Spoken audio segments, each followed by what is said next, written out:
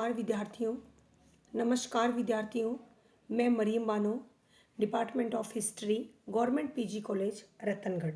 विद्यार्थियों, अपन ने कल जिस टॉपिक पर चर्चा की थी, यानी कि पेपर मॉडर्न इंडिया का फर्स्ट पेपर की फर्स्ट यूनिट थी अपनी पानीपत यूनिट में। एक टॉपिक है पानीपत।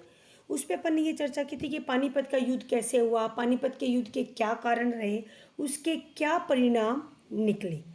आज हम जिस टॉपिक पर चर्चा कर रहे हैं वो टॉपिक है पानीपत के युद्ध में मराठों की पराजय के कारण। मराठों की पराजय के कारण निम्नलिखित हैं, जिनमें से कुछ कारण पर अपन विस्तृत चर्चा करते हैं। ध्यान दीजिए, इसी में अपने फर्स्ट टॉपिक है मराठों का दोषपूर्ण सैन्य संगठन। इस समय तक मराठों का सैन्य संगठन शिवाजी के सैन्य संगठन से काफ़ी भिन्न हो चुका था। मुगल सेना के दोषों का उसमें समावेश होने लगा। अब मराठा सेना छोटी छोटी टुकड़ियों में विभाजित हो गई थी। इसके अतिरिक्त अब मराठों की सेना एक राष्ट्रीय सेना का रूप खो चुकी थी, क्योंकि इसमें विभिन्न जातियों, धर्मों, सैनिक सम्मिलित हो चुके थे। मराठाओं की सेना में लड़ाकू व प्रशिक्षित सैनिकों का अभाव हो चुका था। इसलिए पानीपत के मैदान में भाऊ के मरते ही मराठा सेना भाग खड़ी हुई, जो अपने पराजय का प्रमुख कारण बनी, जिससे अव्यवस्था फैल गई। कहने का मतलब ये है विद्यार्थियों।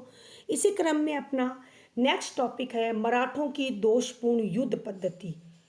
पानीपत के युद्ध में सदाशिव भाऊ ने दोषपूर्ण युद्ध पद्धति का प्रयोग किया था। उसने मराठों की परंपरागत छापामार युद्ध प्रणाली को छोड़ दिया, जिसमें मराठे निपुण थे। उसने यूरोपियन या मैदानों में युद्ध लड़ने की रणनीति अपनाई, जिनसे मराठे, यानी कि ये रणनीति मराठों के लिए नई थी विद्यार्थियों, इससे अपरिचित थे, तो स्वाभाविक था कि इसमें हम मात खाएंगे। अतः इस युद्ध का प्रयोग मराठों के लिए घातक सिद्ध हुआ। यद्यपि सरदेसाई ने इसमें अपने विचार लिखे हैं कि उत्तर भारत के मैदानों में मराठों की छापामार पद्धति सफल नहीं हो सकती थी, वह तो केवल महाराष्ट्र की पहाड़ियों के लिए ही उचित थी, तथा भाऊ को उत्तर भारत के मैदानों की लड़ाई का भी विशेष अनुभव नहीं था। इसीलिए मराठों को पानीपत के युद्ध में भीषण पराजय का मुंह देखना पड़ा। नेक्स्ट विद्यार्थियों, अब्दाली की प्रशिक्षित सेना। मराठों की सेना की तुलना में अब्दाली की सेना काफ़ी संगठित व प्रशिक्षित थी, जो उनकी विद्यार्थियों विजय का कारण बनी। अब्दाली की सेना में 40,000 चुने हुए रणकौशल घुड़सवार थे। उनकी सेना को कई युद्धों का अनुभव था। अब्दाली के सैनिकों ने मराठों से वीरतापूर्वक युद्ध लड़के विजय प्राप्त की। इसी क्रम में विद्यार्थियों अपना नेक्स्ट टॉपिक है अब्दाली की सैन्य योग्यता। अब्दाली एक कुशल सैनिक तथा अनुभवी सेनापति था। नादिर शाह के समय में भी वह उसकी सेना का सफल नेतृत्व कर चुका था। उसकी तुलना में सदाशिव भाऊ को युद्ध में सैन्य संचालन का अधिक अच्छा अनुभव नहीं था। इसीलिए पानीपत के युद्ध में मराठों को हार का सामना करना पड़ा। सदाशिव भाऊ का अहंकार। नेक्स्ट टॉपिक है सदाशिव भाऊ का अहंकार। मराठा सदाशिव भाऊ योग्य व वीर होते हुए भी अहंकारी व घमंडी थे।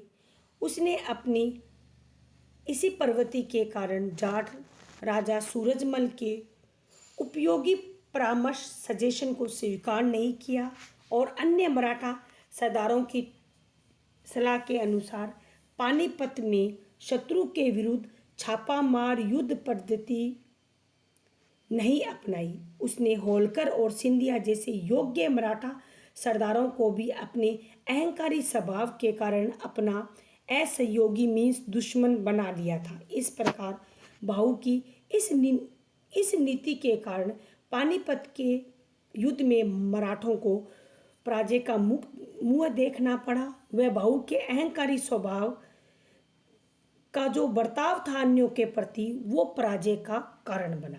इसी क्रम में विद्यार्थियों, नेक्स्ट टॉपिक है मराठा सरदारों में मतभेद।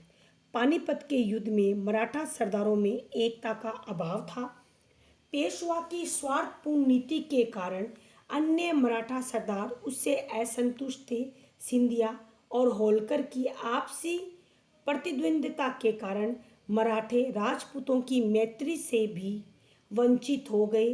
अतः मराठा सरदारों का आंतरिक मतभेद भी मराठों की पराजय के लिए उत्तरदायी सिद्ध हुआ। इसी क्रम में विद्यार्थियों, नेक्स्ट टॉपिक है अब्दाली को भारतीयों का सहयोग। मराठों ने अपनी लूट मार नीति से रुहेलखंड के रुहिलों तथा अवध के नवाब सिराजुद्दौला को अपना शत्रु बना लिया था। अतः पानीपत के युद्ध में इन्होंने अब्दाली को अपना पूर्ण सहयोग देने का आश्वासन दिया। इससे अब्दाली के हौसले और बढ़े और मराठों की हार का कारण बने। इसी क्रम में नेक्स्ट बिंदु है विद्यार्थियों, रसद का अभाव। अब्दाली की तुलना में मराठों के पास सैन्य सामग्री का अभाव था।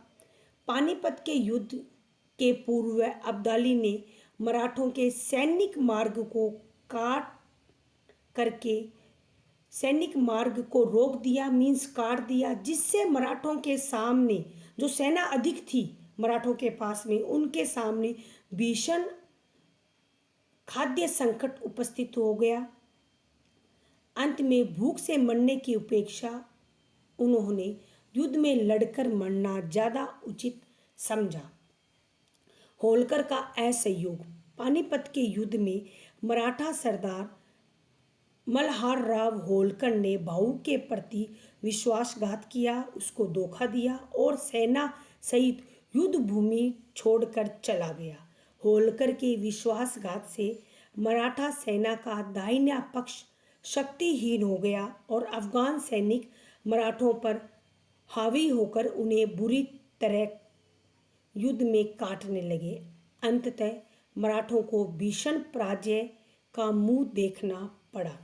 इसी क्रम में विद्यार्थियों, अपना अगला टॉपिक है जाटों, राजपूतों तथा सिखों का असहयोग। पेशवा की दूरदर्शिता तथा स्वार्थपूर्ण नीति के कारण पानीपत के युद्ध में जाटों, राजपूतों, सिखों ने अफगानों के विरुद्ध मराठों की कोई सहायता नहीं की, न्यूट्रल रहे, तटस्थ रहे। इसका असहयोग मराठों के लिए इनका असहयोग मराठों के लिए घातक सिद्ध हुआ। इसी क्रम में विद्यार्थियों, अपना अंतिम टॉपिक है विश्वासराव की मृत्यु। पानीपत की रणभूमि में जब पेशवा का पुत्र विश्वासराव लड़ते हुए वीरगति को प्राप्त हुआ तो भाऊ उसके निधन के शोक में अपना पेशेंस खो चुका था। वह हाथी से उतरकर एक अपने सेनापति के रूप को भूलकर एक साधारण सैनिक की तरह लड़ने लगा। अफगान सेना के अंदर घुसकर युद्ध करने लगा। शीघ्र ही लड़ता हुआ मारा गया। भाऊ के मरते ही मराठों में भगदड़ मच गया। वे युद्ध भूमि से भागने लगे। इस प्रकार विश्वासराव की मृत्यु भी मराठों की पराजय का एक प्रमुख कारण बनी। विद्यार्थियों, ये पानीपत का युद्ध समाप्त हुआ। नेक्स्ट जो टॉपिक अपन पढ़ेंगे इसी यूनिट में, वो टॉपिक है बंगाल में ब्रिटिश। अपन जो अगला टॉपिक पढ़ेंगे वो है मराठा नेता, जिसमें अपन महादजी सिंधिया, नाना फडणवीस, इस पर अपन विस्तृत चर्चा करेंगे नेक्स्ट क्लास में। Thank you.